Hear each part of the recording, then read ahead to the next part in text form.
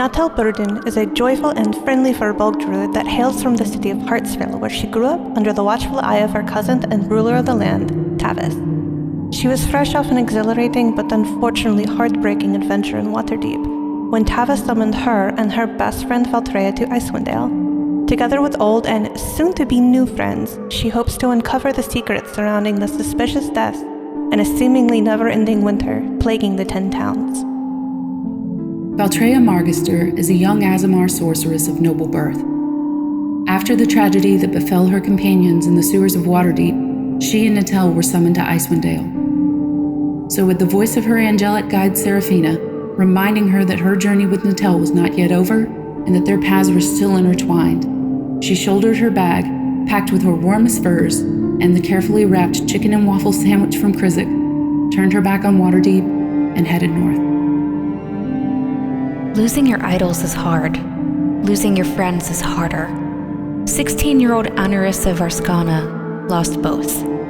Leaving the warmth of Waterdeep and her anonymity behind, she followed 2 of her surviving friends north to help the people of Icewind Dale. With her roguish talents, burgeoning magic, and occasional calligraphy, Ani will do everything she can to make sure they all come home safely this time. This is Button of the Frozen Cliff. Button is a large Tabaxian member of the Ragged Nomads Elk tribe. Having been cast out by his chieftain, Button now spends his days in 10 towns, taking odd jobs, and gathering what information he can about a woman named Deidre. A woman he once rescued, but who is likely responsible for the death of his hunting party. Is Deidre truly the monster the tribe believes her to be? And if so, why was Button left alive? Mirnix is a directionally challenged red dragonborn. What began as a lovely trip to the south to visit family quickly turned into a journey through the cold and desolate world that is Icewind Dale, which isn't quite their cup of tea. Mirnix passes the time offering their services as a barbarian to those in need around 10 towns, often competing for jobs with their rival Button. Their newest job, given by a Firbolg named Tavis, seems to be becoming quite the adventure.